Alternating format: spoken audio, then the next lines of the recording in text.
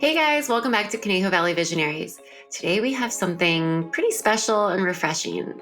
I spoke with Finn Kerns, an incoming senior at Thousand Oaks High School and the student trustee for the CVUSD. He had listened to the episode with Akbar Ali Khan about the downtown project and reached out and asked if he could be on the podcast to talk about the impact that student voices have on the future of the Conejo Valley. And I was so impressed with his pitch and excited to learn more about his journey. And wow, did he impress! He really is wearing a lot of hats, not only going into the senior year of high school, but also doing multiple internships, supporting local elections, and really offering a voice to the student body here. I really encourage you to listen to this. If you are also a teenager, have a listen. He gives lots of ideas on how to get involved and even how to manage your calendar and why internships and networking and even a blind DM can really make an impact on your life and your network. So I hope you enjoy this episode with Finn. I also want to mention that I am a pizza fanatic and I had two really delicious pizza experiences in this past week that I thought were worth sharing. The first was at Prince Street Pizza, the new one that opened up in the Westlake Promenade. I'm a huge fan of the OG Prince Street Pizza that's on Prince Street in Soho in New York City. I spent many a late night eating a piece of pizza there, and I hadn't been as impressed with their franchise locations. There's one in Malibu, but I will say my slice at the Westlake location was delicious, packed with pepperonis, which are my favorite kind of pepperonis, the ones that allow the oil to sort of settle into the cup. So I can recommend that you go and try a slice there if you haven't already. And then the second lighter version of pizza that I've had this past week is the caprese pizza at Basta. The crust is wood-fired, it's thin, there are delicious globs of buffalo mozzarella, and then kind of like a fermented cherry tomato on top. It is like this sort of tart, refreshing. I highly recommend you go give it a try before the summer ends. And I'd always love to hear your pizza recommendations. So shoot me a DM at Conejo Valley Visionaries on Instagram. Let me know where your favorite slices or pie is around the Conejo Valley, and I'll happily share those out. With that, though, please enjoy this conversation with Finn Kerns. If you enjoy this episode and find value in the podcast, please leave us a 5-star review and rating.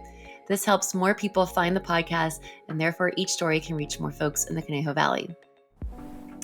Hey, Finn, welcome to Conejo Valley Visionaries. Thank you. I'm so happy to be here. I am so happy to have you, and I have to give you a big shout out for reaching out, for being a listener and reaching out and, sharing this desire to be on the podcast and share a younger generation's perspective on the Conejo Valley and where it's at and where it's going as the CVUSD student trustee for the 2025-2026 school year. Is that right? Yes, it's Awesome. insane that we're already here to 2026 almost, but I don't even get me started. It's wild. But I am so happy to have you on and really looking forward to hearing how you got to this position and what you guys work on there. And really, the podcast is about business leaders in the area, but more broadly speaking about community leaders in general and what the vision is for this area. So I'm really, really thrilled to have your perspective. So what we like to do on this podcast, as you probably know, is we want to start from the beginning. And although you are still in the early stages of your life, I'm curious, what did you want to be when you were younger, and are you pursuing that path? I would say yes, I am. I've been wanting to be an attorney and a community leader for quite a long time. It kind of started, if you will, when I watched Hamilton, like in sixth grade. I think I first watched Hamilton, and that was kind of where it all started. Where I was like, public service is really amazing. It's really cool to see this country that was kind of built from the ground up, and that was really, really an amazing piece of art that just inspired me, and I know I'm not alone. I mean, I've talked to countless people who are very similar to me in their journees, and a lot of it started with Hamilton. You would be surprised, but that kind of That's started it. I wanted to be an incredible. attorney, and moving past middle school, got into the student district advisory committee, um, and that was appointed by my principal. Shout out Dr. Bergman, an amazing principal. He appointed me to the student district advisory committee, and I began that, and I've just kind of been pursuing that ever since, and it's led me here to being student trustee. Okay. So, interesting though. So, Hamilton, obviously a critical moment in time. I mean, I only think of it for its incredible music, but I love that it sort of maybe dropped the seed in you of interest in public service. How did, but you mentioned attorney as like a bigger title. Like, is Mhm. attorney the way to get into Yes. a public service in your mind? Yes, so I've always been pretty good at arguing. That's something my parents have told me since I was younger, obviously. And they've been kind of telling me, "Oh, you'd be a great attorney." And I kind of looked into it and I was like, "Yeah, I am pretty interested in this." And I had the opportunity to intern at the Ventura County Public Defender's Office for 2 summers in a row. I just finished it last week, actually, for my second summer, which was very sad because I have to go off to college next summer. But and it was really incredible to see how public service and the law can interact in such a deep, meaningful way. I mean, you're sitting there at the public defender's office helping people with your skills and helping people directly, like these individual people who have difficulties with the justice system, are slammed with fines, and we have the opportunity to make real, meaningful change and an impact on their lives based on the skills that we have and the incredible attorneys in the office that I worked in.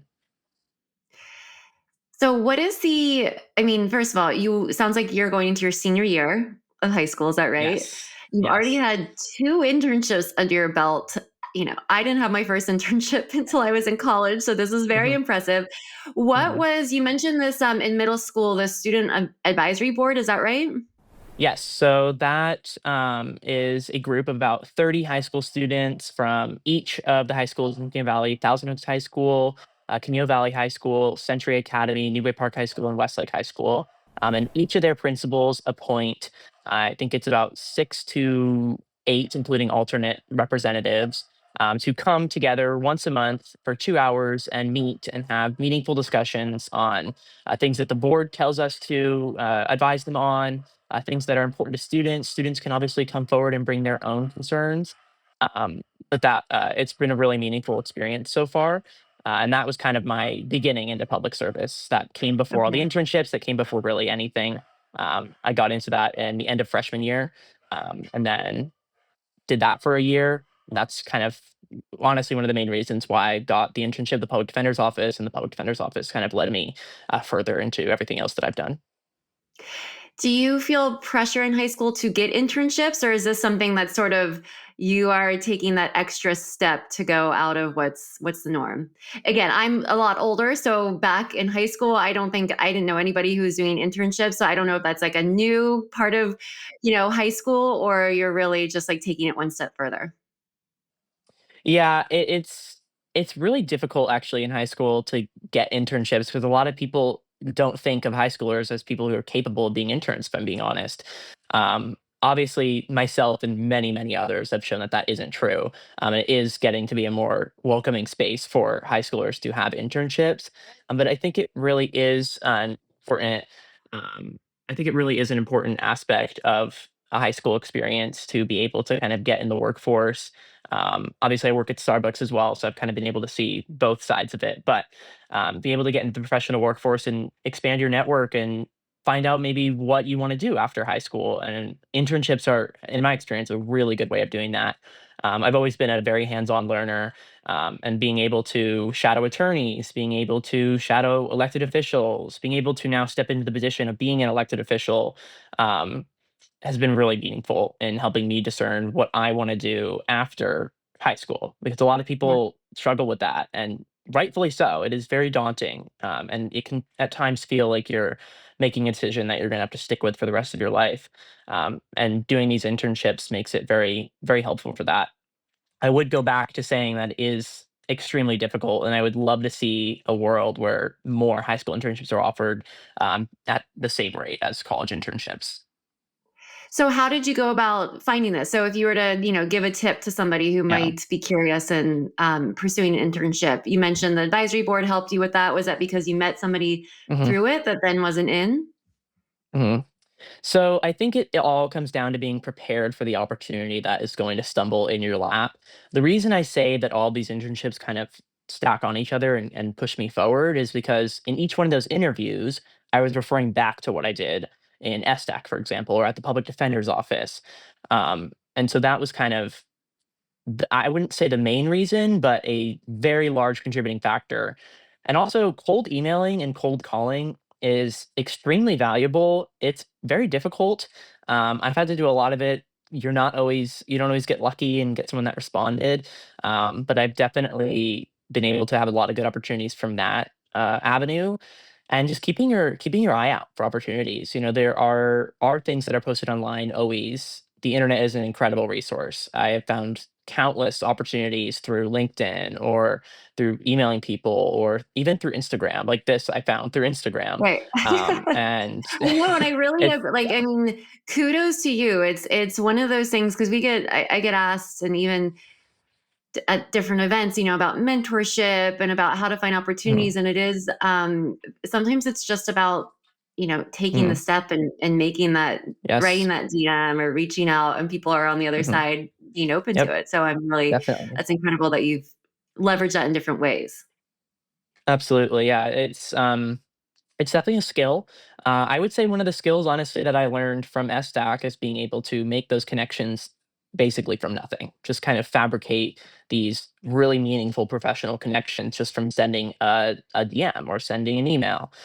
Being able to relate to someone or asking, hey, I'm an enterprising young individual. I'd love to learn from you. I'd love to participate in what you have going on. How can I get involved? You know what I mean? So that's definitely one of the skills that I wish more high school students had the opportunity to learn, and hopefully, if I have any say in it, one day they definitely will. I love that. Is there anything from your internships that, you mentioned it's helping shape what you know you want to do? Are there any things that you Mhm, sort of learned from them that you don't want to do as you continue to pursue mhm. your education? So this is definitely an interesting question. At the beginning of my public defender's internship, like when I was first getting hired, I also had a district attorney in my interview, and they were kind of deciding where they would like to place me because the internship kind of worked at a county level, and then you would get placed in each agency depending on your skills and what best fit you. And I really wasn't sure. I knew more about the district attorneys, obviously, um, but I wasn't sure which path I wanted to go down. I ended up being placed in public defender's office, and no shade at all to the district attorney's office, but that was really the best thing that ever could have happened to me. It was in an incredible group. I fit in very well there.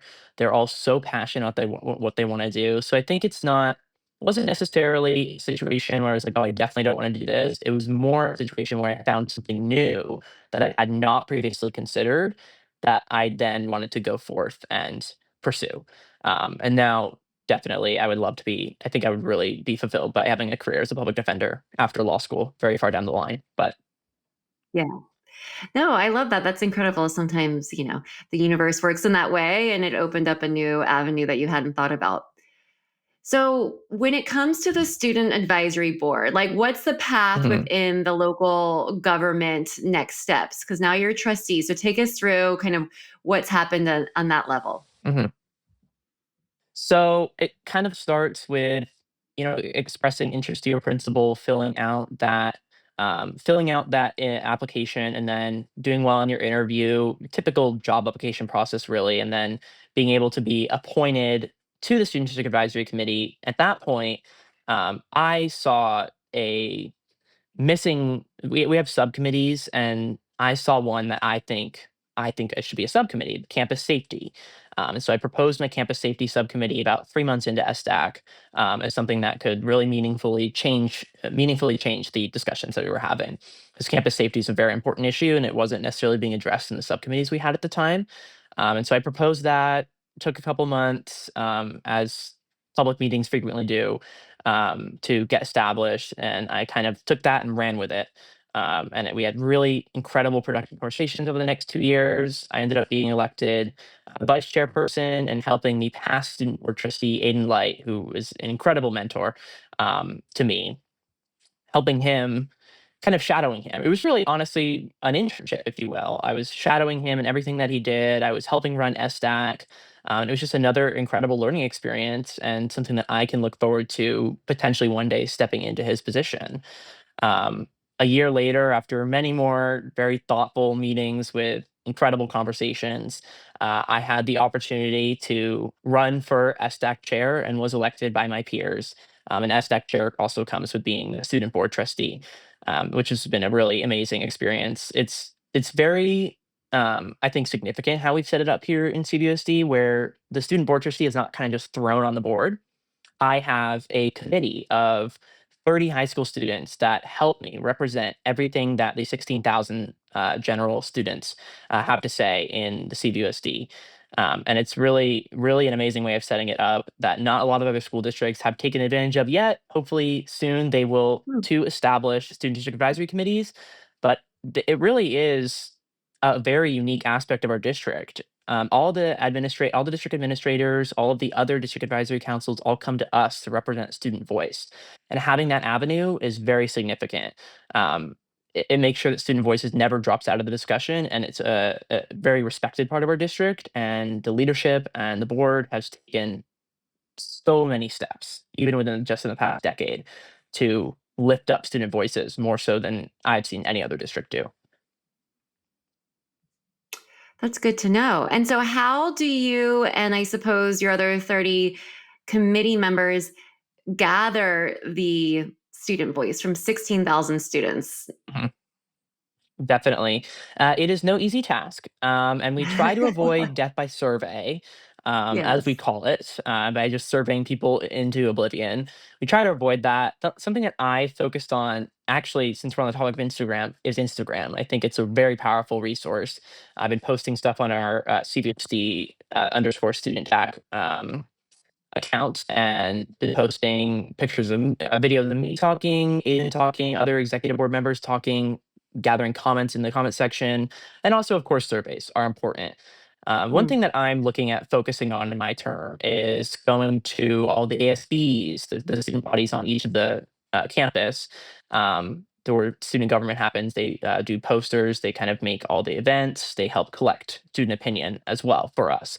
Um, and then also going to all of the clubs that we have. We have so many incredible DSAs. We have so many incredible Black student unions. We have so many incredible Latino connection clubs that all play such vital roles on our campus that I absolutely cannot wait to involve in the discussions that we're having at district level.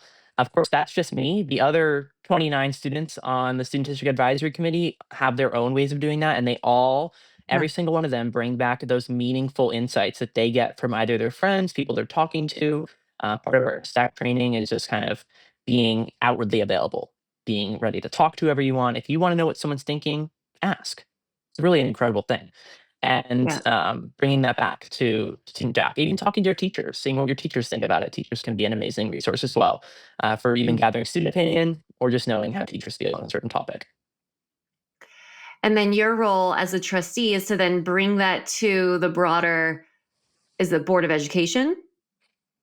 Yes, so that my role is to kind of, I don't know if purify would be the right word, but kind of take it all Codify down it? and Yep. yes, just put it into a few words during my board comments or during any discussion that we're having, participating in that, saying, hey, here's what students are thinking, and that is how I'm basing my vote. Here's how I take this from someone who's in the classroom every single day, who's someone who's on the receiving end of this policy of these policies. Here's what I think.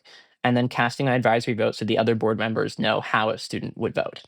They can then use that to base their vote off of, which in this district, knowing a lot of the board members, they take it very seriously and they understand the duty that I have and the duty they have to listen to the students. That's good to hear. So with that, what are maybe some of the biggest opportunities and or challenges facing students Mhm. right now? Absolutely. I think one of the biggest challenges is political apathy. I think a lot of young people are I don't know if it's disgusted or just don't want to participate in what's going on in our politics, whether it be at the national level or whether it be at the local level. Um, it's really sad to see a lot of my peers not wanting to get involved in politics and not wanting to make their voice heard. Um, Partisanship is really not relevant to this discussion. I think on all different sides there should be more civic participation. A lot of the young people that I have spoken to are scared to even register to vote. I held a registration drive last year right before the election cycle on Thousand Oaks High School's campus, and people were coming up to me and they were scared to register to vote. They're like, I don't want to get in Huh. trouble. Like, I don't want to like put partisanship down. I'm like, it's just not what it's like. That's just not how it is, and people don't understand that. So many young people. It was alarming. Like so many young people feel that way, So and they're fearful. I think it I'm needs to be sorry, just to addressed. clarify, I'm so curious. They're Yeah. fearful that that will have some like bigger impact on their Mhm. education or something bigger than just voting as I a duty as a yeah. citizen? Yeah, so we were trying to get people to register to vote. I was explaining, "Hey, you don't have to put partisanship down. This is completely nonpartisan. You don't have to specify any of your ideology. Your vote is always private." And they were still just scared to register to vote. They did not want to get involved in politics at all. They were so dissuaded by politics right now that they literally did not even want to register to vote. And Yeah. it was appalling to see, and I think really needs to be addressed in our community specifically because we have a very politically diverse community with a lot of very strong young leaders. I'm certainly not the only one. There are other incredible young leaders throughout our community and our county, and uplifting them and showing other young people this could also be you. Or if that doesn't want this, if you don't want this to be you, you can always go make a public comment. You can email your board members. You can make your opinion heard in a Mm. million different ways.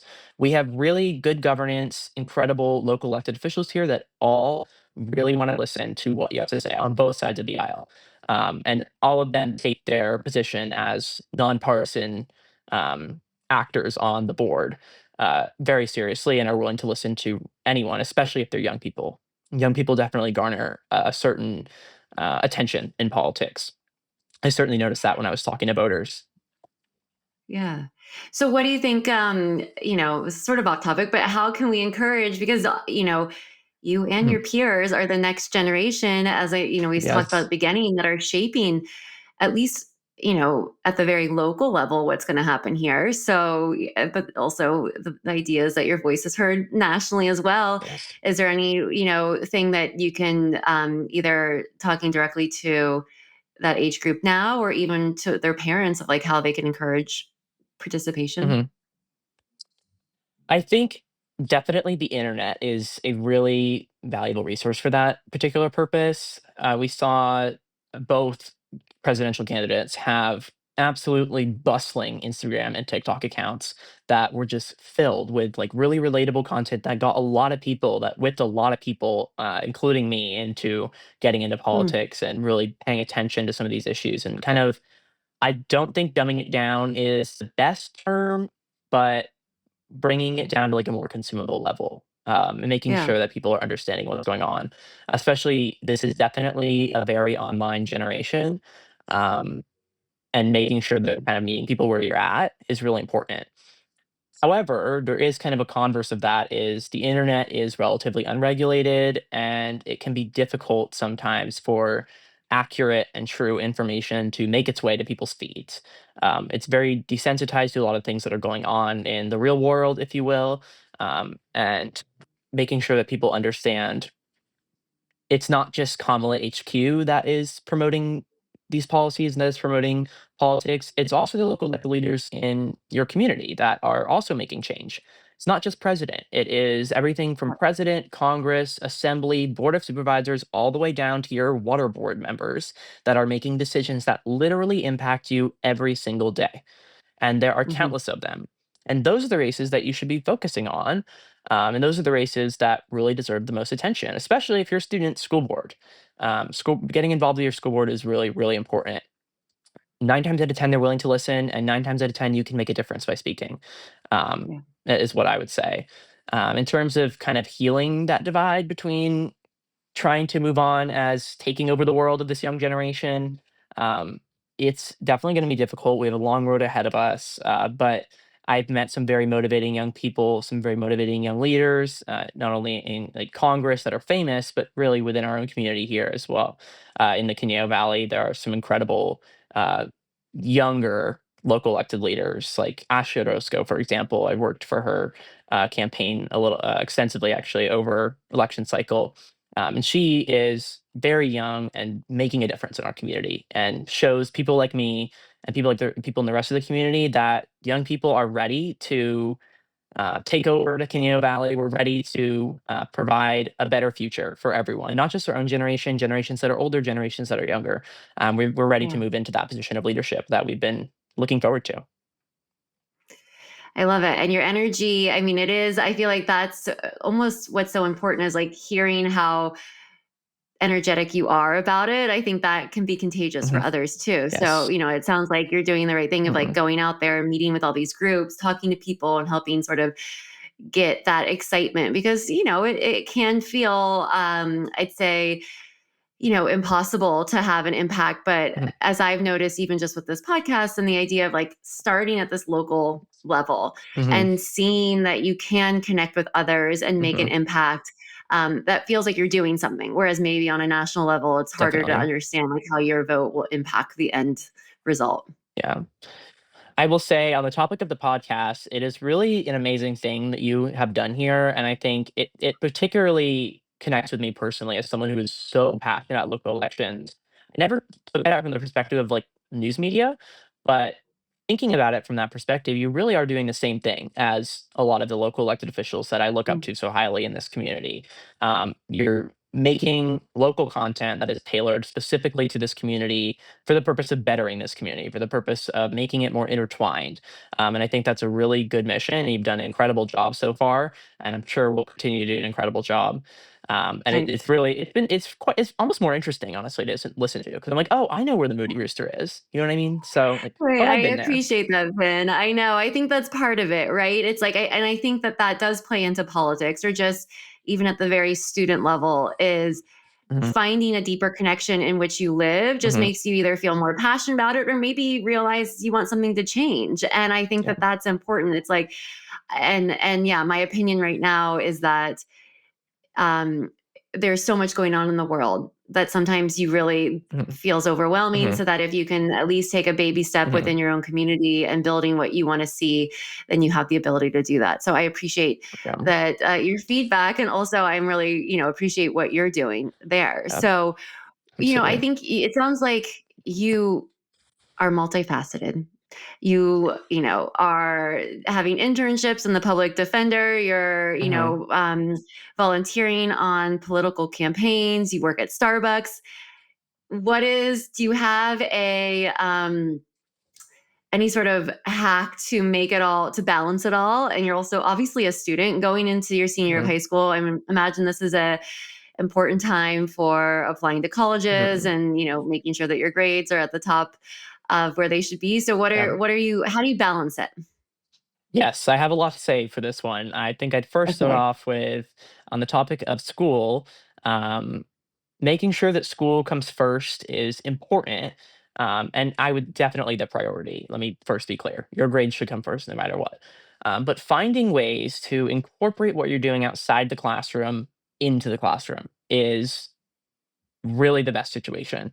Um, Communicating with your teachers openly about what you're doing, seeing if you need that extension, be open about that. Make sure your teachers know you.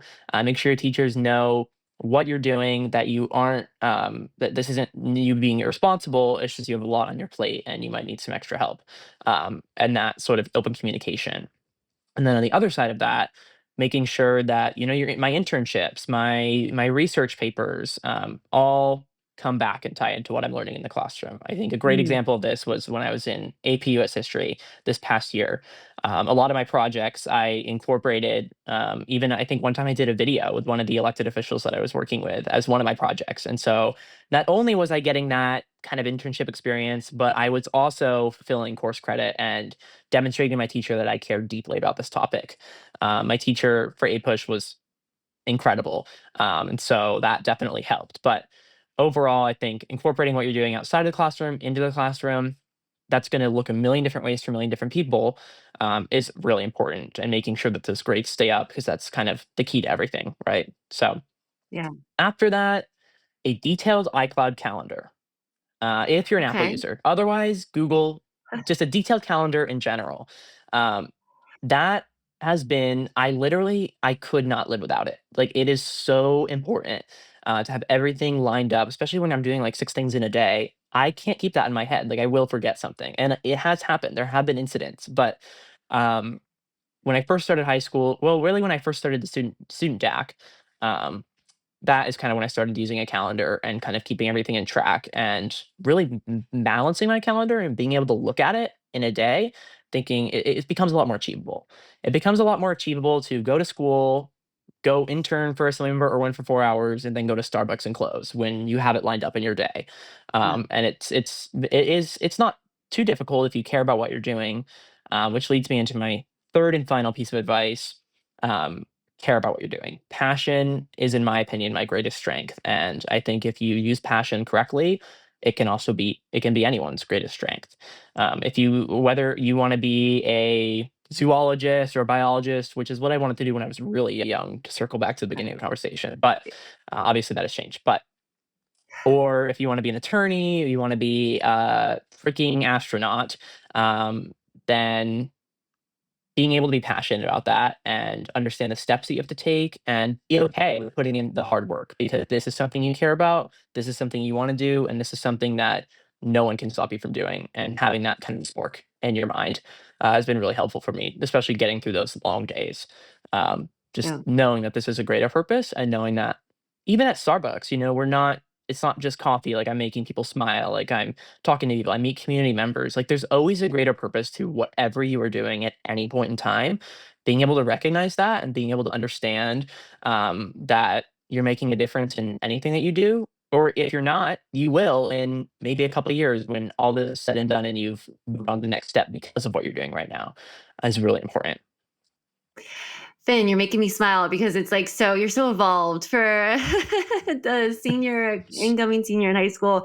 And I mean, the idea that you can even think about time management, I don't think that was even a consideration when I was younger, of like Mhm, how to manage your own calendar. And though that in a mhm. very practical, tangible tip is so important, because you're going to need to use that the rest of your life. It only gets busier Yes. as things add on. So to Mhm, be able to learn how to do that now, and even just the basic mhm, skills of managing a calendar are so mhm. important. So it's great that you did that. Okay, so Finn, what are you most excited about for the 2025-2026 school year?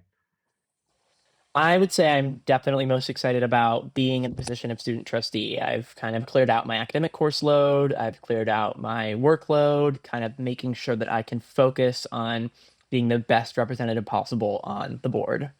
And I'm really looking forward to doing that by interacting with students, by going to all these different student groups, letting them know who I am, and talk to them directly about what I can do to help them or how they're feeling on a particular issue. There's definitely a lot of issues to be talked about in our community right now that directly interact with our school district. And making sure that student voice is represented is at the forefront of my mind. And the way I'm going to do that is just kind of going and forcing these people, like confronting the issue. You can give people as many opportunities as you want to um, let them kind of public speak or do public comments, stuff like that. But I think the best way that I have found is just going and confronting them face to face and making sure that they feel heard, they feel seen, and 9 times out of 10, that is a very productive discussion for both of us. Um, and I've had good experiences doing that so far, and I look forward to spending my entire senior year doing it. It's refreshing to hear that you're prioritizing in person interactions, because I think what we hear in my generation is that this younger generation does not Mhm. value having face to face time, but it is so important. So it sounds like that is a tactic that has worked for you in the past and will continue to be a priority on your end. Yes, I love face-to-face interaction. Over the election cycle, I knocked on over 1,000 doors for many different candidates, making sure just kind of talking to voters. I got a lot of my public speaking skills from that. I met a lot of interesting people in the community just by going door to door, just shaking their hand, say, "Hey, this is what we stand for. Like, what are your thoughts on this? Is there anything we can help you with? What would you like to see incorporated into the campaign, or even beyond that, once elected?" and having those face-to-face discussions, and that those are all skills and ideas that I'm going to be bringing to my school board term over the next year, is just speaking to people face to face. I appreciate Zoom calls and like virtual recordings like this, for making everything a lot easier on everyone. But I think there is absolutely nothing that can replace an in-person discussion, where you're able to see everyone's body language, mannerisms, kind of just feel more connected. And there's nothing that can really replace that, especially if you're just showing up on someone's door asking for their opinion as a young person. Usually they're very excited to see that. So it's always been a good situation for me, and I'm looking forward to doing that in all the different student groups and even just in the halls as I navigate high school myself. I'm sure. What's your vision for the Conejo Valley? I would say my vision for the Conejo Valley revolves around having all of these young leaders that we've already been seeing kind of step into that place, and be able to lead our community. My vision is to have a Conejo Valley that is more inclusive toward young people, more so than it already is, and really run by young people, and a community that is perfect for everyone, whether you're 1 year old or you're 99 years old. I think the Conejo Valley has the potential to be an incredible community, and it already is. And there's always room to be done. There's always room for improvement. But I think letting young people take the reign is going to be something that is going to lead to a better community for sure. Is there something right now that's on your wish list that could make the Conejo Valley better for your age demographic or younger Mhm. people in general? Hmm. I'm a very like positive person about Conejo Valley. I don't tend to think about it negatively, but Mhm. I am very much so looking forward to this downtown area. It's already very nice. I already like walking around there. I especially like walking around the promenade. The promenade is a very nice place to be, but the downtown area I think is going to have a lot of potential. I know that's been covered plenty on this podcast already, so I'm very much looking forward to that. And the Civic Arts Plaza, I think having more events at the Civic Arts Plaza. I went to a few Distinguished Speaker Series events there through a program that we had at my school where we got like free tickets, and it was really a great experience. And so Yeah. maybe incorporating that more into young culture. Um, I know we had, I think, yeah, there have been a few people there that have kind of caught my attention, but Yeah. doing more events like that, making that more accessible to young people. Sounds good. Where have you decided already? Have you like early admissions for college? Are you staying local or are you looking Hmm. to maybe go outside the Conejo Valley? Hmm. Yeah, so I'm looking mostly at going to Northern California or the DC area. Um, there's a few Okay. reasons for that: proximity to Sacramento or proximity to DC. One thing I have been thinking about, my top school, and I don't know, in 7 months we can see if this worked out, but is Georgetown University. I'm applying early action there. So I'm very excited about that opportunity. I went and toured it, and it was just Yeah. an incredible campus. I was blown away. And obviously, its proximity to DC is really, really something that's amazing as well. Yeah. Um, I also wanted to work in DC local government because I think that would be very interesting. It has a lot of Mm. really interesting complexities to it that are different than, obviously it's not a state. Um, and so a lot of people go there thinking, oh, I'm going to work in the federal government. I think take it from a different perspective and saying I might want to work for like the mayor or some local government in DC would be a very interesting experience. So that's part of the reason I want to go out there. If that doesn't work out, Northern California, I really love California. I love this state. We have so many amazing things going for us. Obviously, I wouldn't be too far from home back here in Ventura County, which I remain steadfast in believing that is the best county in uh, California for many, many different reasons, including our wonderful public defender's office and our wonderful CVUSD school district. But um, yeah, I think that's my plan: is college and then law school. I love it. Well, I can tell that whatever you set your mind to, you will achieve. Mhm. So when we circle back in 7 months, I have a feeling if that's where you still want to go, Yes, that's where it will happen. So hopefully. doesn't sound like you, don't let much like fall off of your plate or your goal list. So it's really impressive, and I, wish you all the luck with that. I have a couple, just two quick fire questions for you. What is your favorite thing to do in the Conejo Valley? Oh, our open space. Our open space is just incredible. I do mountain biking for my sport, and our open space is just breathtaking. I mean, I've hiked up Boney Mountain a few times. That's an amazing experience. I don't know if that's considered Canyon Valley. It's close enough, but the top of the Yeah. valley, I guess, and all like the literal hundreds of miles of bike trail that we have. just in between our communities. You would never think that these little pockets of paradise, if you will, are spotted all over New Bay Park, all over Thousand Oaks, even getting a little bit into Agora Hills. Um, there's some really amazing outdoor areas, and I think that is my favorite thing, is being able to live in a community where that is protected. Yeah.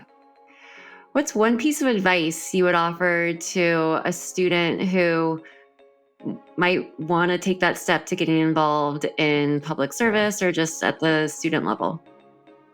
I would say, boiled down simply, do not let anyone stop you. You are never too inexperienced. You are never too young, and uh, just don't let anyone stop you for really any reason. You have a voice. You are worthwhile in any room, in any discussion. You have a place. There is a reason you are there, and never really forgetting that. I myself sometimes like doubt, like, oh, can I really do this? Yes, you can. Just don't even think that. Like, don't even let that cross your mind. It's tough. It's difficult to ignore those thoughts, but just repeatedly putting yourself out there, learning how to public speak, just doing it over and over again, um, is helpful. I certainly did not start out like this. It took a really long, I would say, grueling path of just being beyond nervous every time I got in front of people, and eventually it went away. Eventually it goes away, and eventually you become sharper. You become quicker on your feet, public speaking. You're always going to be nervous. Just get comfortable being uncomfortable. A million attorneys have told me that. The whole game is just being comfortable, being uncomfortable. Yeah. And so that, I think, is maybe not one, but a couple pieces of advice that I would give. Fantastic. Finn, thank you so much for being on the podcast. Thank you for all that you're Of course. doing for your generation of students, for CVUSD, for having a voice and sharing it, and for really sharing your passion. It's really exciting to see, and as I mentioned, refreshing, and makes me feel, really sort of thrilled to see your generation, and hopefully you being the voice of that. Really, what's in store for the Conejo Valley. So congratulations on all of your success already, and Thank can't you. wait to watch and see what you continue to do. Thank you. You as well, Christina. I'll definitely be watching this podcast very, very closely, not just because I'm on it now, but I've been definitely getting into it in the past week. It is really a special experience to hear such a professionally produced podcast about things that I am familiar with in my local community. So thank you. And I thank you for being appreciate so open that. to incorporating student voices in this episode. My absolute pleasure, and I wish you all the success in your senior year. Thank you. Thank you for listening to Conejo Valley Visionaries. If you like today's episode, make sure to subscribe on Spotify, Apple Podcasts, or wherever you listen. And don't forget to rate and review us. That's the best way to support the podcast. To enter our giveaways, learn about local events, and to find out more about each guest, follow at Conejo Valley Visionaries on Instagram. If you want to share your visionary story on the podcast, send us an email. We are always open to guest nominations. Email conejovalleyvisionaries@gmail.com. This episode was produced by Christina Denstead and Justin K. Sloan. Conejo Valley Visionaries is edited by Justin K. Sloan and J. Sloan Productions.